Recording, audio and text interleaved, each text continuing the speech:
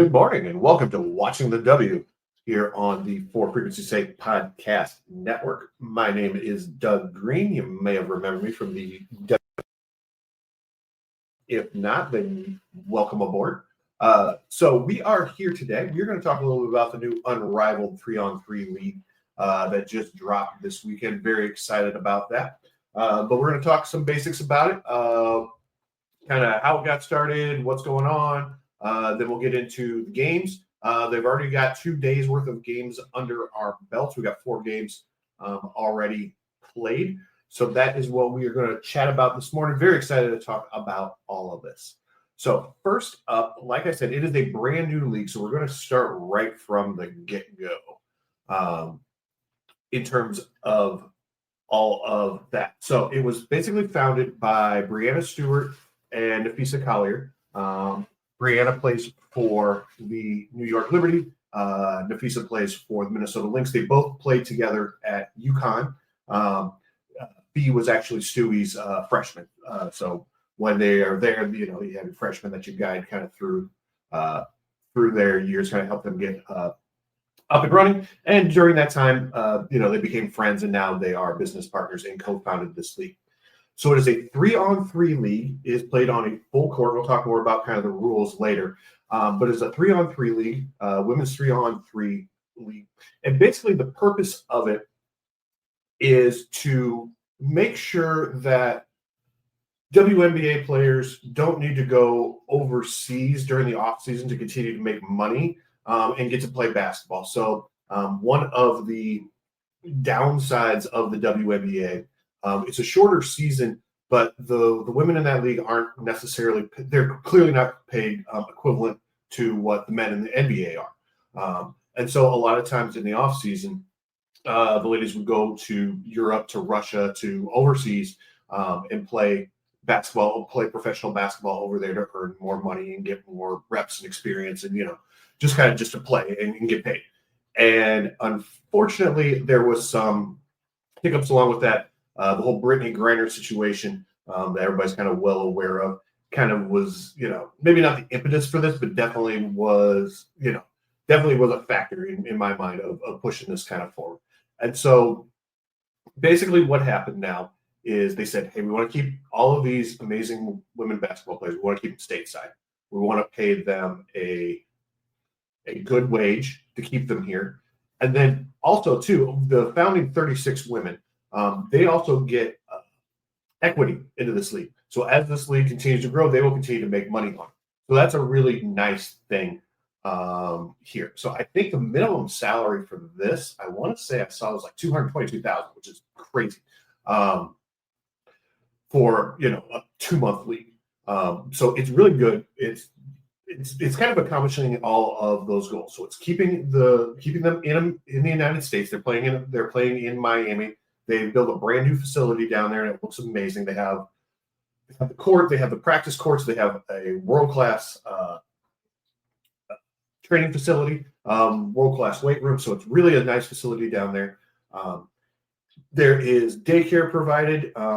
They've got brands that are sponsoring them.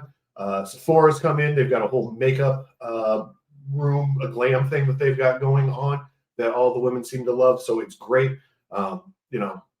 It's just really a good experience. And a lot of folks are saying that it's kind of now going to force the WNBA to kind of step up their game, because WNBA has kind of been the only show in town for a while. So some places have been half-assing it, to be quite frank. Chicago, I'm looking at you. And now what the Unrivaled has done is put pressure on these WNBA teams. And they're saying, look, we went out, started, and got all of this stuff, all these really good things, all these really good facilities. We're paying them a competitive wage. Why can't you do it as an established league? And so people are looking at it and going, this is really, really good. This is better than the things that I've been compared to that I was told was the best in the world. So it's opening some eyes and changing some minds, I think, which I think is only good for women's professional basketball. So I think this is a great, great thing. If you want to see more about it, go to the Unrivaled YouTube page. Stewie's been on there talking about the league and all the people doing all of the work behind the scenes, all of their marketing folks. Their marketing people are killing it. You've got to go see if you're on Threads, go over there, check out all of the teams, the league. It's all great. They were doing some really good stuff on TikTok. Obviously, that is dead as of this morning, but they were doing some really fun stuff on Instagram and Threads. Go check them out. They're not on Blue Sky. They've got an account, but they're not really using it. So if you really want to kind of interact with them, Threads and Instagram are the really kind of two ways to go. So basics of the league, there are 6 teams with 6 women on each team. I still haven't learned all of the teams yet or who's on what. So we're going to run through them real quick. So the 6 clubs, 6 teams are the Laces, the Mist, the Rose, the Lunar Owls, the Phantom, and the Vinyl, which I don't know how I feel about those team names, but it is what it is. But that is the name of the teams. And basically, what was one of the great things about this was they actually did their inaugural draft live, semi-live. They put it up on YouTube. It was supposed to be live. It really wasn't. But you at least but you got to watch it.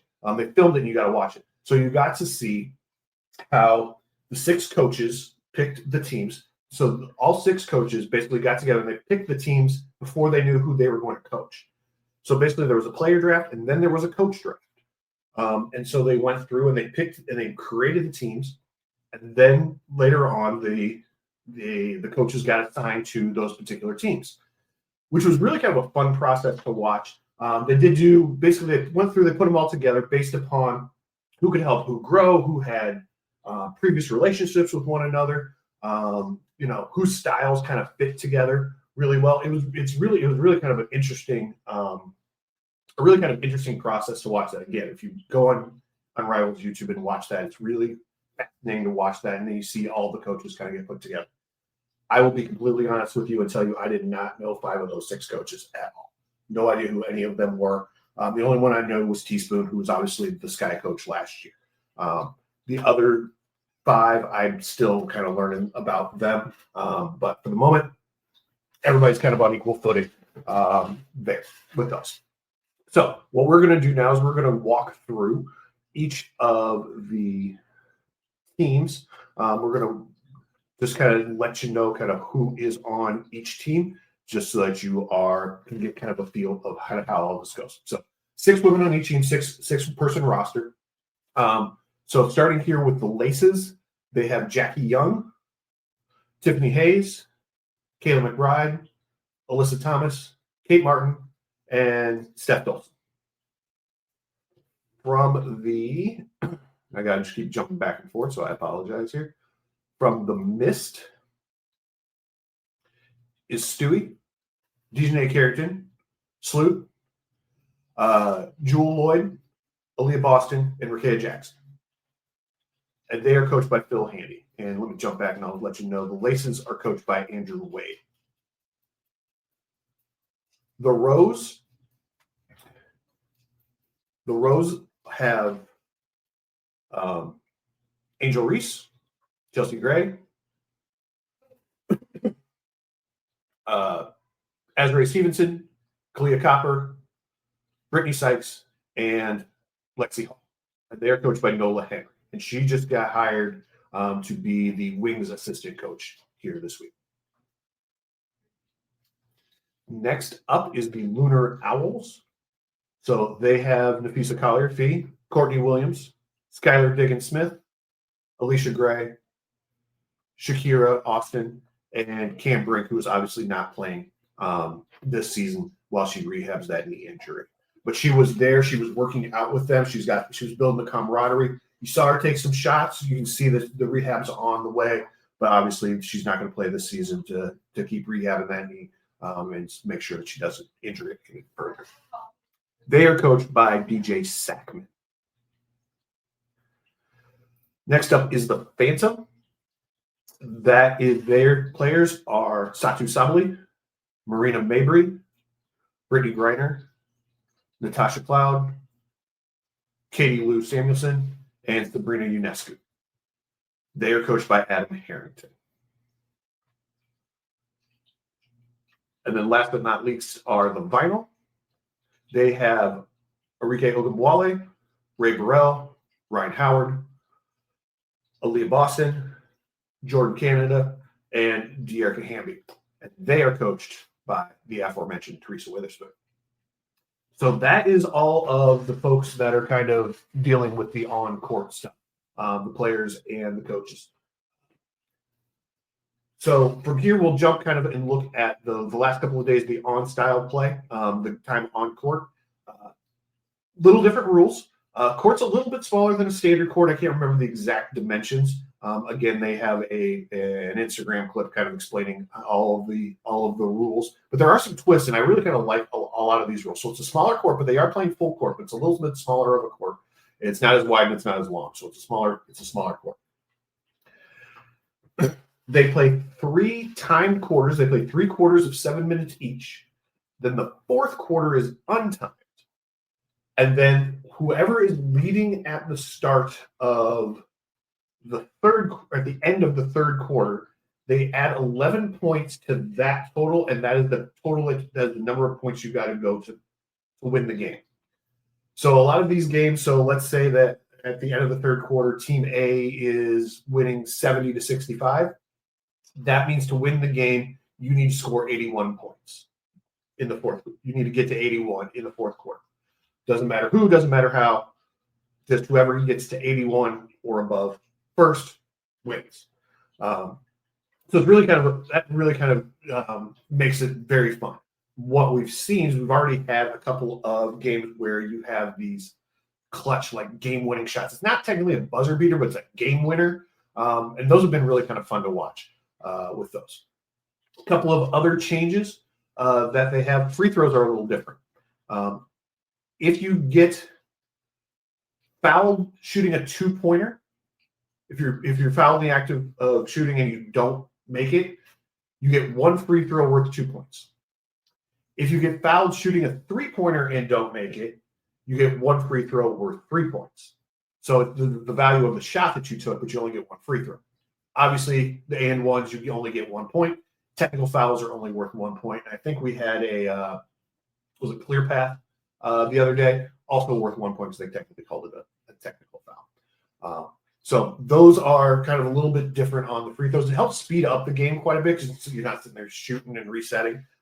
It was really kind of a nice touch. I really did like that, especially when we were talking on social media the other day. It did really kind of feel help speed up that game and that process. In terms of gameplay or game style, much faster. It's a much faster pace, up and down, up and down. The clock really doesn't stop except for timeouts and in the last, I think, minute of the quarters. But it's basically just up and down. People are back and forth. I love it. I noted yesterday because there's so much space, because it's a 3-on-3 game, there's a lot more steals, and then the steals lead to a lot more breakaways, which is my kind of favorite style of basketball. Just get up, get out and run. Get a steal, go out, transition game, get up, shoot transition 3, make the layup, whatever. So I'm really kind of loving the style of play. It's up, it's down, it's very, very fast. Now, there's a couple of teams that do play a more kind of physical, more half-court aggressive style. But for the most part, very much up and down type game. Really, really enjoy that. With that pacing. So it's been really kind of fun to watch. It's fun to play. Everybody seems to be really having a good time down there in Miami with this style of play. So that's basically kind of the major rule changes with those. Can sub in and out. They do get 6 fouls, but I think if for some crazy reason, if you have, let's say your first 3 people foul out, so you're down to your last 3, and then somebody else commits a 6th foul, then they can continue to play. So you can't play 2-on-3. That's kind of the rule, basically, because it's a short bench with those. But I haven't seen that come to fruition yet, but that is something that they did look at and did at least think about, which is pretty good with those. But they've done an excellent job marketing these things. The teams are doing a great job marketing them. the social media presence has just been amazing to watch. They have funny content, serious content. It's been really good stuff to watch. So if you're really into women's basketball or basketball in general, it's a really good product, and it's really interesting to watch.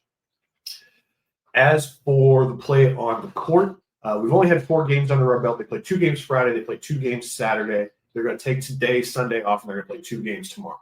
So the schedule is always going to be 2 games on Friday, 2 games Friday, 2 games Saturday, 2 games Monday is their schedule.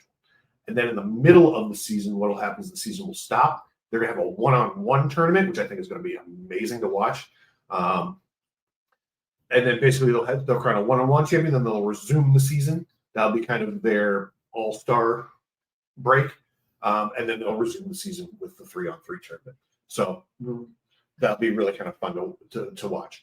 But in terms of the gameplay that we've seen so far this weekend, we've seen a lot of really good basketball. Like I said, it's been fun. It's been up and down. The Lunar Owls have played 2 really good games. They looked really, really good. This is Skylar Diggins-Smith after 2 games, after 2 days of this league, is looking like your MVP. She has played out of her mind. She played really. She scored a ton of points. She's hit both game winners for them. One was a 3-pointer, and then one was just like a 2-point free throw, which was a little anticlimactic, but she is leading the league in game-winning shots. So it's a good league. It's very competitive. They did have one game that was a little bit lopsided. It was yesterday. It was the Phantom and the Vinyl, I think. That got to be a little bit kind of lopsided, but most of these games, even if they get to be like 10, 12 points, the other team will kind of come back. We saw that in the very first game. Whatever the initial game was, whatever game 1 was, I think it was the Mist and the Owl. I think it was the Mist and the Owls. They were up, and the Mist was up, and they were leading, and then all of a sudden, the Owls came back, and they actually ended up winning the game. They were actually down heading into the fourth quarter. So it's very competitive with these things, which is nice to see. You're not getting these 12 and 15 point victories. It's kind of boring. The games are close. The basketball is good. The play is exciting. The vibe around it is really good. It's a small arena. I think they said it was 850 seats there. So it's a small arena, small crowds, but it's really kind of cool to see because you can really kind of feel the energy in the place.